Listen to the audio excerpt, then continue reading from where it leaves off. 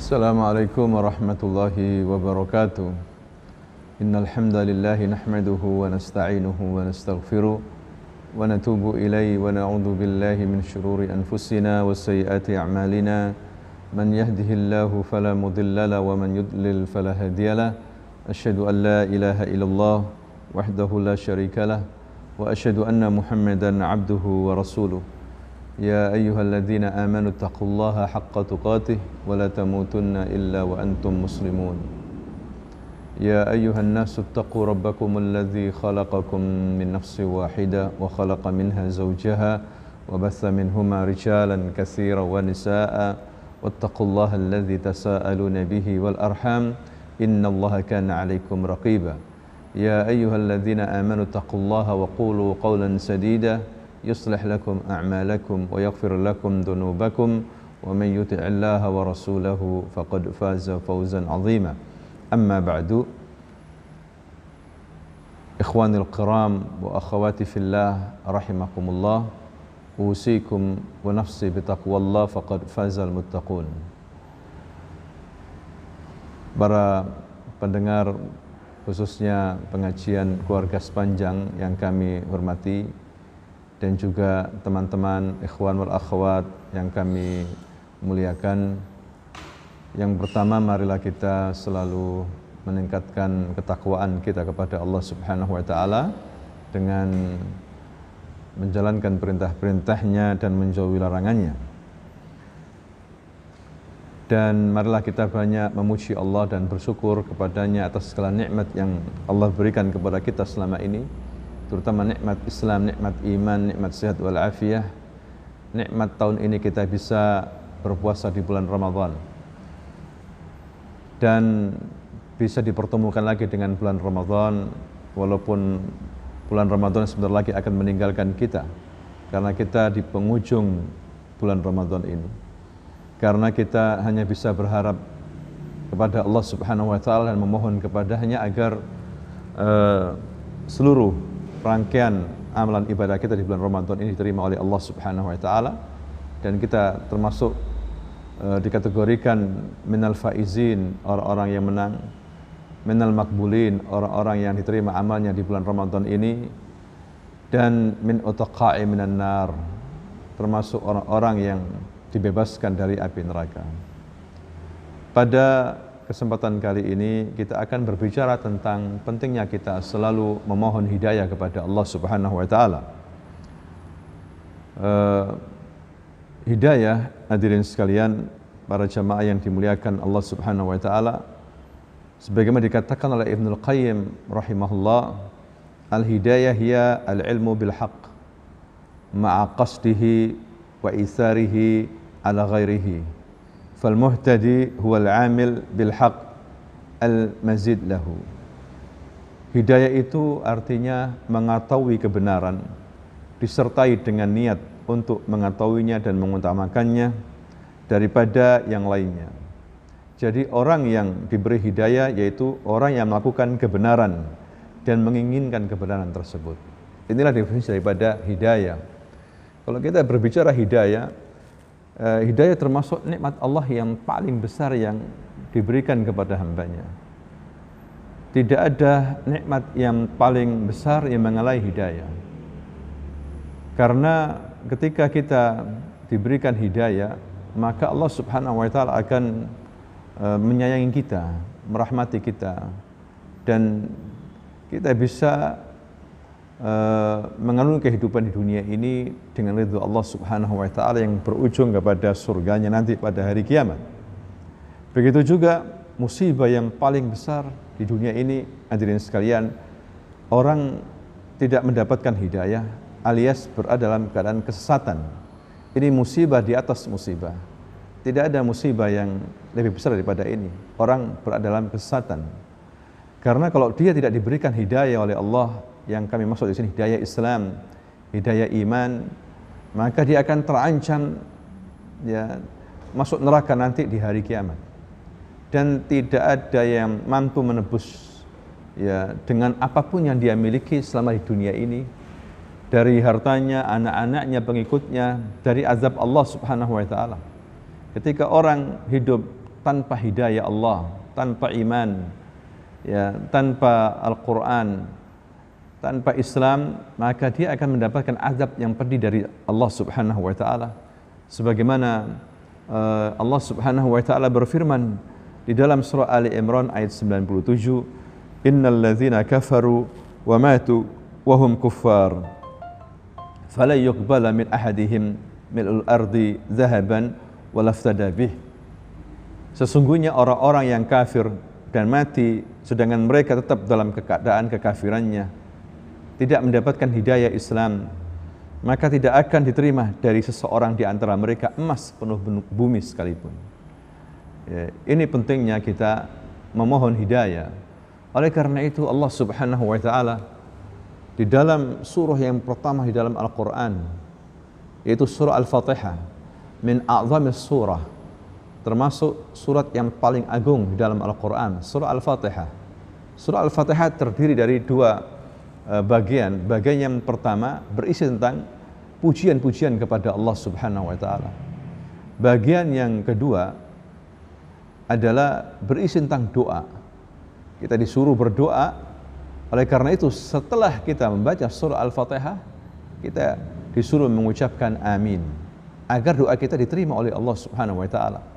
Dan di antara doa yang paling agung di dalam surah Al-Fatihah adalah Allah mengajarkan kepada kita dengan mengucapkan ihdinas siratal mustaqim.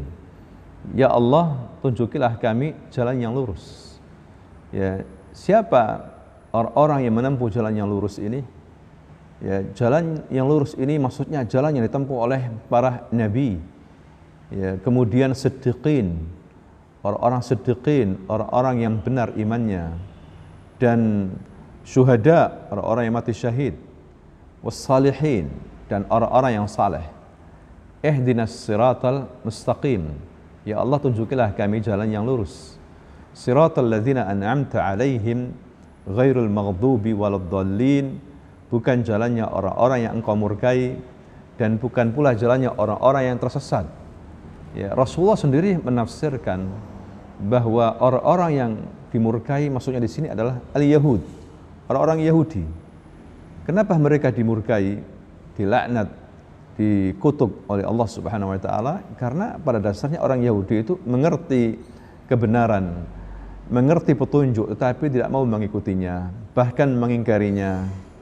Ya, pada puncaknya mereka mengganggu, menyerang orang-orang yang berada dalam hidayah Allah Subhanahu wa taala, memusuhi orang-orang yang beriman. Itulah orang-orang Yahudi, sehingga mereka dikatakan maghdub alaihim. Ya, waladdallin maksudnya adalah orang-orang Nasara. Kenapa mereka dikatakan sesat? Karena mereka itu tidak mendapatkan hidayah dari Allah Subhanahu wa taala. Ya, mereka beribadah, beramal tanpa ilmu. Beribadah tanpa ilmu. Makanya katanya Ibnu Qayyim Al-Jauziyah rahimahullah, kalau ada di antara umatnya Nabi Muhammad sallallahu alaihi wasallam ini, kaum muslimin sekarang ini, dia itu pintar mengetahui yang hak tapi tidak mau mengamalkan, maka dia syabihun bil Yahud, menyerupai orang-orang Yahudi. Pintar dia tapi tidak mau mengamalkan agama Islam. Ya, maka ada pada dia sifat Yahudi. Begitu juga kalau ada di antara umat ini, dia banyak beribadah, beramal, tapi tidak dengan petunjuk dari Nabi, tidak dengan dasar ilmu yang benar, maka dia syabihun bin Nasara, menyerupai orang-orang Nasara. Ya, kenapa mereka dimurkai dan dianggap sesat oleh Allah? Karena mereka tidak mendapatkan hidayah. Ini musibah di atas musibah, hadirin sekalian. Maka kita harus bersyukur kepada Allah, kita diberikan hidayah oleh Allah Subhanahu wa taala. Orang yang diberi hidayah oleh Allah memang pantas untuk diberikan hidayah. Begitu juga orang yang disesatkan sama Allah, tidak diberikan hidayah, dia memang pantas untuk disesatkan oleh Allah Subhanahu wa taala. Ya, jadi hidayah di tangan Allah Subhanahu wa taala. Itulah prinsip Ahlus Sunnah wal Jamaah, yahdillahu may yasha wa yudhillu may yasha. Allah Subhanahu wa taala memberikan hidayah kepada yang Dia kehendaki dari makhluknya, dari hamba-hambanya. Begitu juga Allah memberikan kesesatan atau menyesatkan bagi siapa saja dari hambanya yang Allah kehendaki. Ya, makanya kita selalu memohon hidayah. Rasulullah Shallallahu Alaihi Wasallam pernah menasihati Ali, ya Ali, hendaklah kamu selalu berdoa dengan doa Allahumma hdini wasaddidni. Ya Allah, berikan aku hidayah dan luruskan aku.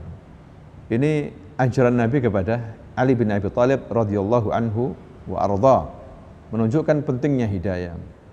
Kemudian teman-teman yang dimuliakan Allah Subhanahu wa taala, hidayah ini macam-macam. Ya, yang jelas puncak daripada hidayah Allah adalah kita bisa masuk surga. Ya, sebelumnya kita diberikan Islam, diberikan iman dan mengamalkan rukun Islam, rukun iman, mengamalkan sunnah-sunnah Rasulullah, maka kita bisa masuk surga Allah Subhanahu wa taala. Inilah puncak daripada pemberian hidayah Allah Subhanahu wa taala. Yang jelas pada prinsipnya hidayah harus ditempuh dengan kesungguhan. Ya, dengan ikhlas, dengan kerja keras, dengan banyak belajar, menghadiri majelis-majelis ilmu, mendengarkan pengajian, membaca, ya, terutama membaca Al-Quran, karena Al-Quran sumber hidayah, hudal linnas. Ya, maka kita bisa mendapatkan hidayah. Tapi kalau kita malas, ya, tidak mau belajar, tidak mau beramal saleh, maka jauh daripada hidayah tersebut. Sebagaimana Allah Subhanahu wa taala berfirman di dalam surah Al-Ankabut ayat 69, "Walladzina jahadu fina lanahdiyanna subulana." Dan orang-orang yang bersungguh-sungguh, bahkan berjihad untuk mencari, ya, jalan kami, keridhaan kami, kami akan tunjukkan kepada mereka jalan-jalan kami. Akan diberi hidayah oleh Allah Subhanahu wa taala. Wa innallaha lama'al muhsinin, dan Allah bersama orang-orang yang berbuat baik. Kita ingat kisah sahabat Nabi radhiyallahu anhu yang bernama Salman Al-Farisi. Bagaimana Salman Al-Farisi menggapai hidayah Allah dengan perjuangan yang sangat panjang sekali. Perjalanan yang jauh. Dia orang Persia, ya, latar belakang Majusi, penyembah api. Begitu juga kedua orang tuanya. Ya, dia juga penjaga api Majusi. Sampai kemudian dia bertemu dengan pendeta di suatu gereja, masuk Nasara. Ya, sampai berganti-ganti guru, pendeta-pendeta, masuk agama Kristen. Salman Al-Farisi. Kemudian dia dijual sebagai budak di Madinah sampai kemudian bertemu dengan Rasulullah SAW dan masuk Islam. Perjuangan yang jauh sekali, yang panjang, ya, sampai dia menemukan hidayah dari Allah Subhanahu wa taala. Ini menunjukkan bahwasanya hidayah harus ditempuh dengan perjuangan, perjalanan yang sangat berat. Baru kemudian Allah tunjukkan hidayah tersebut. Kemudian dalam masalah hidayah ini, hadirin sekalian, Ibnu Rajab rahimahullah membagi manusia menjadi 3 bagian. Yang pertama disebut dengan rasyid, yaitu orang-orang yang mengetahui kebenaran dan mengikutinya. Ya, kita tahu seperti tadi yang kita jelaskan, orang Yahudi tahu kebenaran itu, tahu siapa Nabi Muhammad SAW. Bahkan orang-orang Yahudi itu mengetahui Nabi Muhammad SAW sama seperti mereka mengetahui anak-anak mereka sendiri. Tapi ketika mereka bertemu dengan Nabi, mereka mengingkari Nabi dan memusuhinya. Ya, mereka tahu kebenaran tapi tidak mengikuti, sebagaimana yang terjadi pada kaum Samud. Fa'amma Samudu fahadainahum, kata Allah Subhanahu wa taala. Sedangkan kaum Samud kami berikan petunjuk. Diutus kepada mereka Nabi Saleh, diberikan kepada mereka pemandangan yang luar biasa, mukjizat Nabi Saleh. Mereka tahu itu di luar kemampuan mereka, mukjizat, kebesaran Allah Subhanahu wa taala. Ya, tapi wastahabbul 'ama 'alal huda, mereka lebih memilih kesesatan daripada petunjuk. Nah, ini yang sangat disayangkan. Tapi di sini maksudnya yang pertama adalah ar-rasyid. Rasyid di sini orang mengetahui kebenaran dan mengikuti kebenaran tersebut. Inilah yang kita harapkan dari diri-diri kita ini sebagai hamba-hamba Allah yang beriman. Kemudian yang kedua adalah ghawi, yaitu orang mengetahui kebenaran tapi tidak mau mengikutinya. Ya, tapi tadi kita jelaskan seperti sifat-sifat orang Yahudi atau siapapun ya dari umat ini. Dia mengakui kebenaran tapi tidak mau mengikutinya. Ya, sayang, jadi belum dikasih hidayah oleh Allah, belum dibuka hatinya, hadirin sekalian. Yang ketiga adalah dhal. Dia itu orang yang tidak mengetahui hidayah serta artinya secara menyeluruh dia tidak tahu apa itu hidayah. Ini yang lebih parah lagi. Jadi penting di sini kita memohon kepada Allah hidayah, ya agar apa? Agar kita mendapatkan petunjuk dari Allah Subhanahu wa taala. Karena hadirin sekalian, kita ini tidak tahu apakah selama ini amalan kita diterima oleh Allah Subhanahu wa taala. Ya, apakah kita terus-menerus berada dalam istiqamah? Ya, terus-menerus baik. Karena berapa banyak orang itu sudah Islam kemudian murtad, ya, sudah mengetahui kebenaran kemudian menyimpang, sehingga Nabi selalu menyuruh kita untuk berdoa.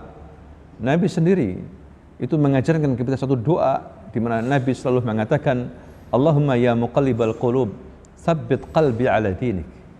Wahai Tuhan yang balikkan hati, ya, tetapkan hatiku dalam agamamu ini, supaya dalam hidayah agama Islam ini mengikuti sunnah Nabi, ya. Karena banyak orang menyimpang di akhir hidupnya justru dia misalnya murtad, na'udzubillah min dzalik. Ya, makanya Nabi sendiri mengajarkan kita untuk selalu memohon hidayah.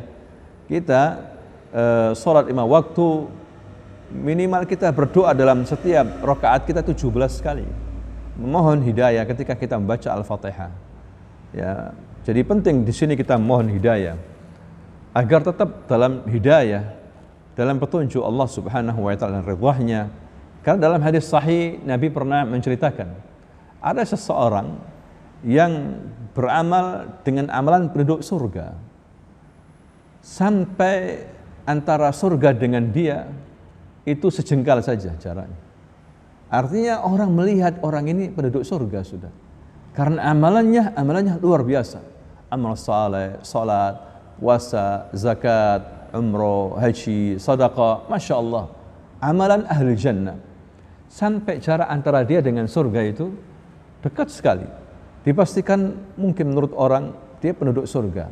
Tapi subhanallah, takdir justru bicara beda. Di akhir hidupnya dia beramal dengan amalan penduduk neraka. Dia menyimpang, dia tidak istiqamah, akhirnya dia masuk neraka. Begitu juga sebaliknya, ada seseorang yang beramal dengan amalan penduduk neraka, sampai jarak dia dengan neraka itu hanya sejengkal saja. Ya, sehingga orang sudah menyangka bahwasanya orang ini pasti masuk neraka.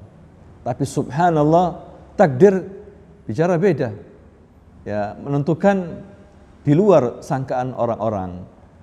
Jadi di akhir hidupnya dia justru beramal saleh, beramal amal penduduk surga sampai dia mati husnul khatimah dan masuk surga. Ya, ini contoh. Yahdillahu may yasha wa yudhillu may yasha. Allah memberikan hidayah kepada siapa saja yang Dia kehendaki dan Allah menyesatkan siapa saja yang Allah kehendaki. Makanya kita jangan sombong. Jangan kita mengatakan kepada teman kita, Allah tidak mengampuni kamu, ya kamu pasti masuk neraka. Jangan. Ya, kita doakan saja semoga Allah beri hidayah kepada kamu. Allah yahdik, ya Allah yahdihim. Semoga Allah berikan hidayah kepada mereka. Jangan kita mengucapkan kalimat-kalimat yang kita tidak tahu di luar pengetahuan kita tentang takdir Allah Subhanahu wa taala. Makanya Nabi mengajarkan kita agar kita memohon hidayah. Pentingnya hidayah ini. Ketika hidayah itu ada pada kita, hadirin sekalian, itu lebih daripada kebutuhan makanan dan minuman. Ya, kita katakan makanan, minuman, kebutuhan pokok, tapi ada yang lebih penting daripada itu, yaitu hidayah Islam, hidayah iman, hidayah kita bisa melaksanakan sunnah-sunnah Nabi Muhammad sallallahu alaihi wasallam. Ya, apalagi namanya hati manusia itu di antara jari-jari Allah Subhanahu wa taala. Allah bisa membalak-balikkan hati manusia. Terkadang bisa jadi orang itu, Masya Allah, yang dikatakan Nabi di zaman fitnah, bisa jadi pagi orang itu baik, mukmin, ahli masjid, tapi sorenya kafir. Atau sebaliknya, sorenya baik, Masya Allah, ahli masjid, ya, mukmin, tapi paginya jadi kafir. Jadi dia ini menjual agamanya dengan harta yang sedikit. Kata para ulama, bisa jadi orang-orang seperti ini yang terlihat baik amal solehnya di hadapan manusia, dia tidak ikhlas. Kalau dia ikhlas, insya Allah dia istiqamah. Ya, kata para ulama ketika mensyarah hadis tadi itu, yang orang itu hampir masuk surga tapi di akhir hidupnya menyimpang sehingga masuk neraka, mungkin dia tidak ikhlas, kata para ulama. Amalannya tidak ikhlas, dia beramal bukan karena Allah, sehingga tidak kuat, tidak akan bertahan lama. Orang yang beramal bukan karena Allah tidak akan bertahan lama dan tidak diterima sama Allah Subhanahu wa taala. Menyimpang, hadirin sekalian. Karena Allah menerima hanya amalan yang paling ikhlas. Ya. Kemudian para ulama juga, para jemaah yang dimuliakan Allah, membagi tentang macam-macam hidayah. Yang pertama adalah hidayah ammah, hidayah umum.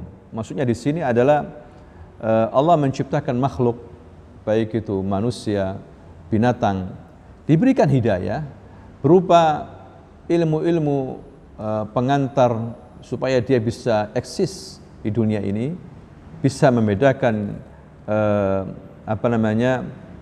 makanan yang baik, makanan yang buruk, dan bisa bekerja, bisa beraktivitas. Ini bisa berlaku umum, mukmin maupun kafir. Bahkan dunia binatang sekalipun. Allah menciptakan semut. Juga Allah memberikan hidayah bagaimana semut ini ternyata mampu, ya, mendapatkan makanan. Dia tahu musim dingin, musim panas.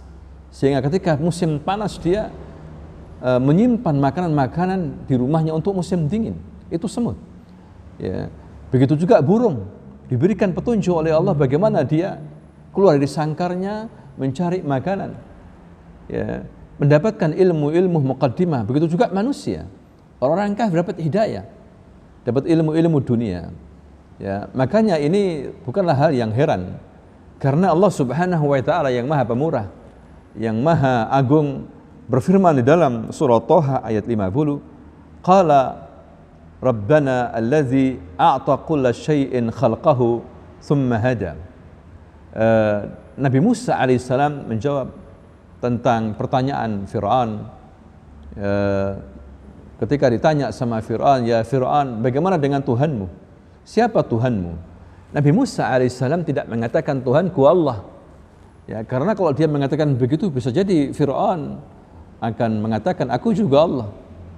Tapi Nabi Musa mengatakan Rabbuna allazi a'ta kulla syai'in khalqahu thumma hada. Tuhan kami, Rabb kami, ya Fir'aun, yang telah memberikan bentuk kejadian kepada segala sesuatu, yang menciptakan dengan luar biasa setiap makhluknya, kemudian memberikan petunjuk, ya, mampu mencari nafkah sendiri, walaupun seekor binatang atau ikan di laut mendapatkan makanan, ya, diberikan panca indera, bisa mendengar, bisa melihat, bisa merasa. Ini adalah hidayah umum yang berlaku kepada semua makhluk-makhluk Allah Subhanahu wa taala. Kemudian yang kedua, hadirin sekalian, yaitu hidayah dikatakan di sini oleh para ulama, hidayah bayan wa dilalah, hidayah penjelasan, petunjuk, ya, mengenai dua jalan yang buruk maupun jalan yang kebinasaan, sesat. Tapi hidayah ini belum sempurna, tidak mengharuskan seseorang kemudian mendapatkan hidayah langsung istiqamah. Karena tadi kita lihat di sini, misalnya kaum Samud, orang-orang yang diazab oleh Allah, kaum Ad, Fir'aun, mereka tahu itu mana yang benar, mana yang buruk.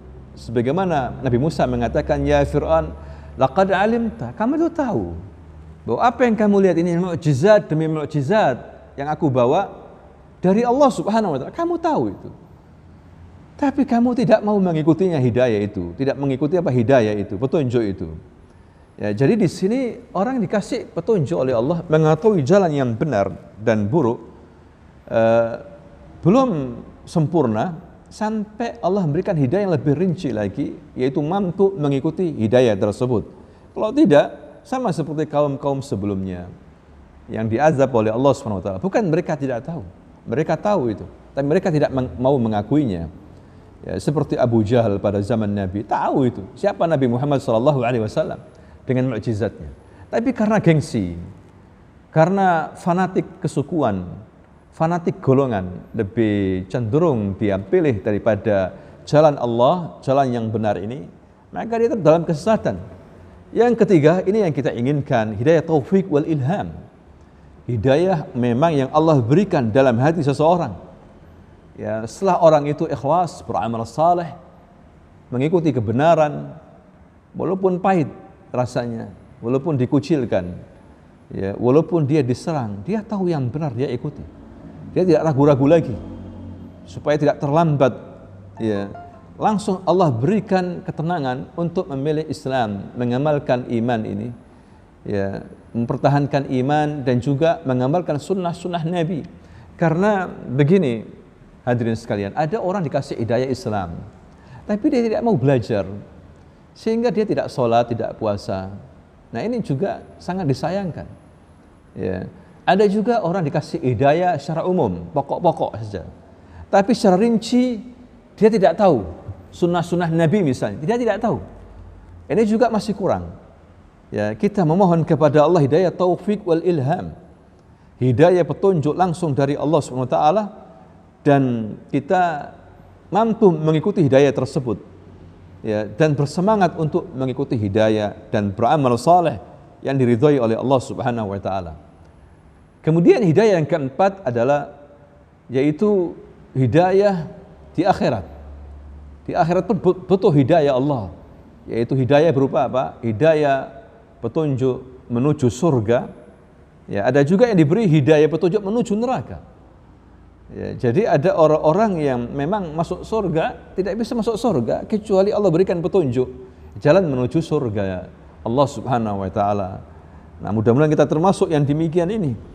Ya, yaitu sebagaimana orang-orang yang masuk surga setelah mendapatkan surga, mereka mengatakan alhamdulillahilladzi hadana li hada. Ya, segala puji bagi Allah yang telah menunjuki kami ke surga ini.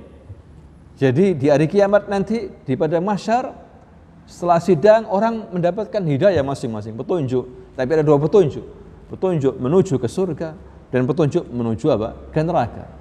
Mudah-mudahan kita termasuk yang diberikan hidayah menuju apa? Surga, hadirin sekalian. Ya, jadi penting kita memohon hidayah ini. Jangan kita sombong. Ya, terus kita minta hidayah dengan mengucapkan ihdinas siratal mustaqim, atau kita berdoa dalam doa-doa yang lain yang banyak diajarkan oleh Nabi dan juga Allah Subhanahu wa taala. Sebagaimana dalam surah Ali Imran ayat 8, Allah mengajarkan kita satu doa, yaitu yang berbunyi Rabbana la tuzigh qulubana ba'da idh hadaitana wa hab lana min ladunka rahmah innaka antal wahhab.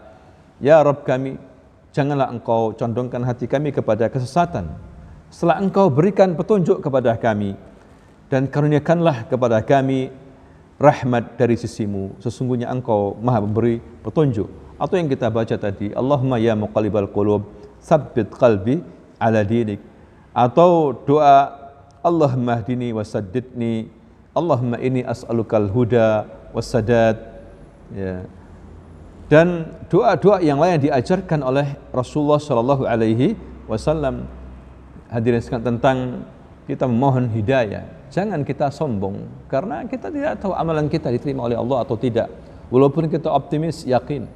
Ya, makanya harus kita ikhlaskan amalan itu dan harus sesuai dengan petunjuk Nabi Muhammad sallallahu alaihi wasallam. Ada beberapa kiat-kiat, teman-teman hadirin sekalian, supaya kita mendapatkan hidayah dari Allah Subhanahu wa taala. Yang pertama tadi kita disuruh banyak berdoa memohon hidayah, terutama dalam setiap rakaat kita ikhlaskan, kita fokuskan ketika kita mengucapkan ihdinas siratal mustaqim.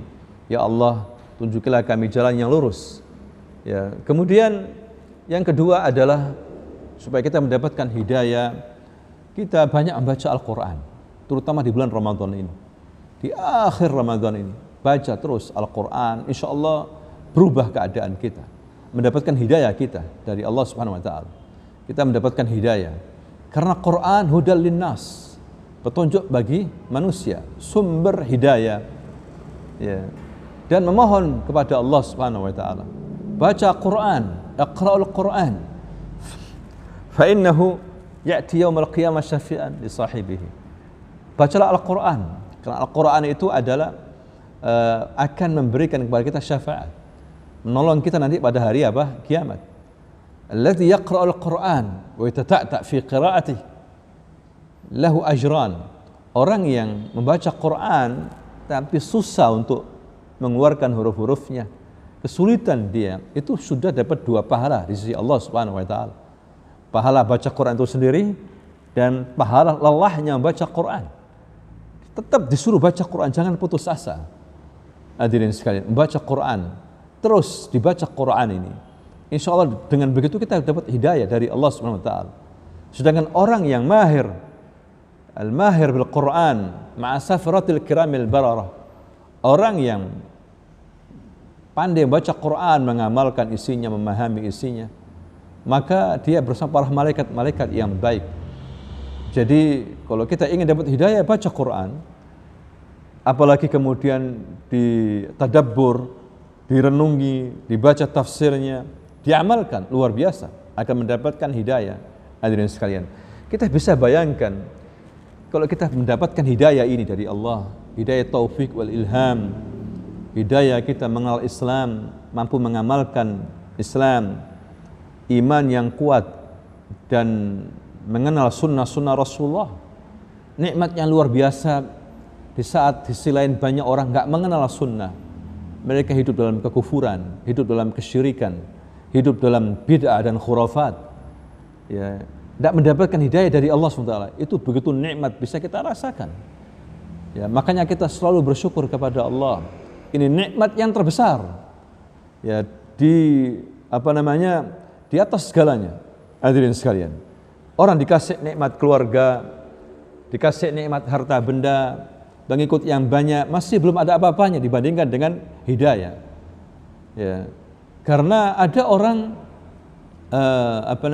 dikasihkan harta banyak, anak banyak, begitu juga orang kafir, ya, tapi tidak diberikan iman. Orang yang diberikan hidayah, iman, Islam adalah orang-orang pilihan Allah, orang-orang yang dicintai oleh Allah Subhanahu Wa Taala. Kalau kita diberi hidayah ini, berarti kita dicintai sama Allah, dirahmati sama Allah. Makanya Allah Subhanahu Wa Taala memberikan harta kepada hamba-hambanya yang dibenci maupun dicintai. Kalau harta benda dunia, makanya orang kafir bisa jadi hartanya lebih banyak daripada kita, dan tidak heran itu, hadirin sekalian. Tetapi Allah memberikan hidayah iman kepada orang yang dicintai saja, ya, tidak berlaku kepada yang enggak dicintai, enggak diberikan hidayah. Makanya puasa Ramadan, Allah mengatakan dalam surah Al-Baqarah 183 itu, ya ayyuhalladzina amanu kutiba alaikumus siyam kama kutiba alal ladzina min qablikum la'allakum tattaqun. Allah memanggil orang-orang beriman saja untuk berpuasa ini.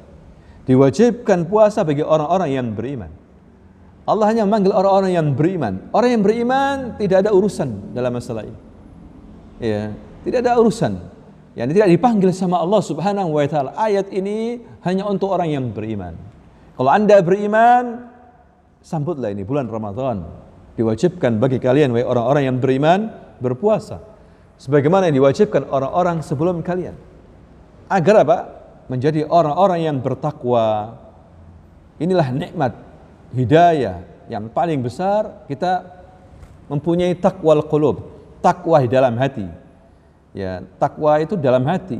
Kata Nabi begitu, at-taqwa hahuna, takwa di sini, takwa di sini, takwa di sini. Ini yang paling bermanfaat. Orang yang bertakwa memiliki hati yang bersih.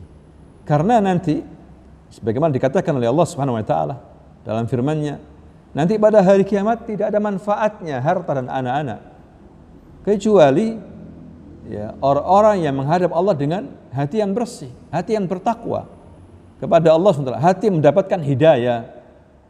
Ya, orang yang mendapatkan hidayah, dia mendidik anak-anaknya sehingga menjadi anak-anak yang saleh, yang bermanfaat. Jangan sampai anak-anak tidak bermanfaat, karena ada anak yang nggak bermanfaat, ada harta yang nggak bermanfaat. Orang yang dapat hidayah, dia tahu kemana dia harus salurkan hartanya yang manfaat. Karena ada harta yang nggak manfaat digunakan untuk maksiat, hal-hal yang tidak faedah. Nah ini hadirin sekalian, pentingnya kita memohon hidayah.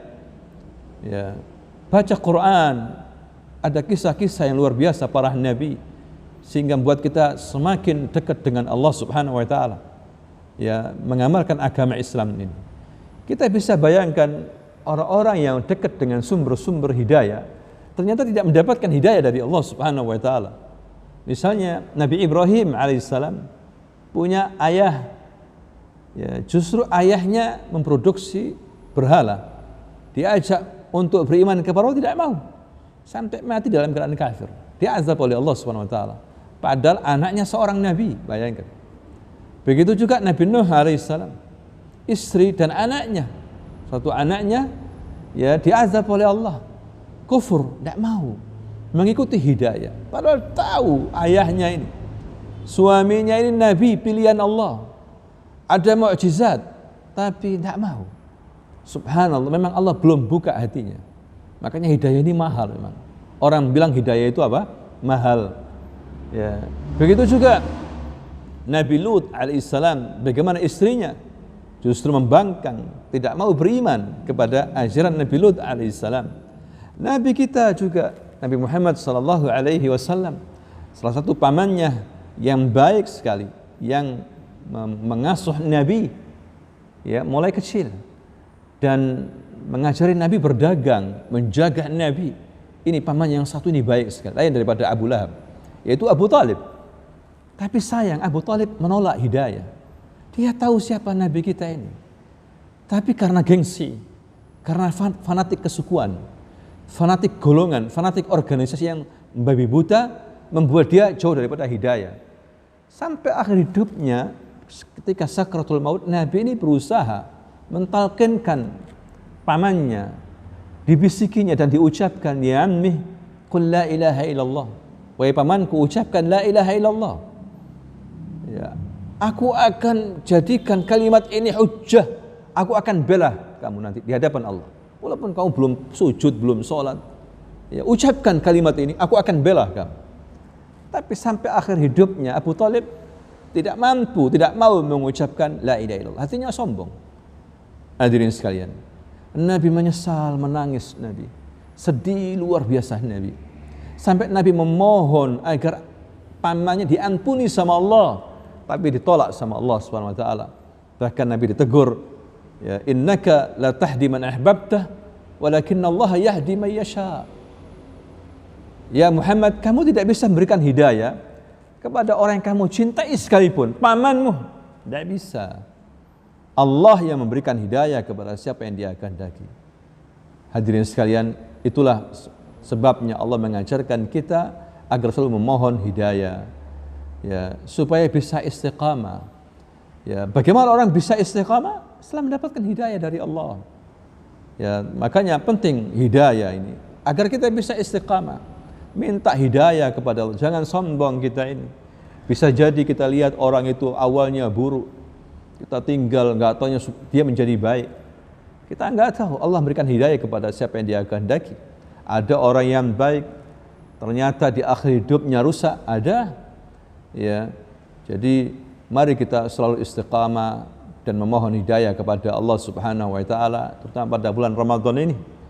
Ya, kita alhamdulillah bisa menjalankan hari demi hari puasa Ramadan ini, sehingga kita di penghujung bulan Ramadan, nanti Ramadan meninggalkan kita, jangan sampai surut ibadah kita, terutama kita hadirin sekalian diuji oleh Allah dengan keadaan seperti ini, tersebarnya wabah, ya, pandemi virus Corona 19 ini, ya, diuji oleh Allah agar manusia tidak sombong, Tidak sombong, Bu. Allah Maha Besar. Berapa banyak yang sudah mati? Tercatat sekarang ini 315.000 manusia mati, tewas di seluruh dunia kena virus ini. Di Indonesia aja 1.000 lebih sudah. Yang tertular 17.000 lebih. Ya, yang positif. Yang mati sudah mencapai 315.000 lebih. Ya, dengan virus corona yang kita tidak bisa melihat. Makhluk Allah yang paling kecil mungkin. Kita tidak tahu, tapi yang kecil justru membuat dahsyat. Ya, manusia bingung. Bahkan pemimpin-pemimpin negeri-negeri besar tidak berkutik, pasukan-pasukan besar tidak bisa berbuat apa-apa. Teknologi canggih manusia tidak bisa berbuat apa-apa. Ya, makanya kita ini harus memohon hidayah kepada Allah, terutama di bulan Ramadan ini. Begitu juga selepas Ramadan, setan terutama lebih canggih lagi, lebih dahsyat lagi menggoda manusia. Kalau di bulan Ramadan, setan-setan dibelenggu. Ya, sehingga sangat minim sekali mereka bisa menggoda manusia. Tapi setelah Ramadan bisa menggoda manusia. Orang yang taat bisa jadi menjadi nggak taat lagi. Ya, maka kita perlu memohon hidayah. Demikianlah jamaah sekalian, teman-teman, sedikit tausiah ini mudah-mudahan bermanfaat. Ihdinas siratal mustaqim, siratal ladzina an'amta 'alaihim ghairil maghdubi waladdallin. Subhanakallahumma wa bihamdika asyhadu an la ilaha illa anta astaghfiruka wa atubu ilaik. Assalamualaikum warahmatullahi wabarakatuh.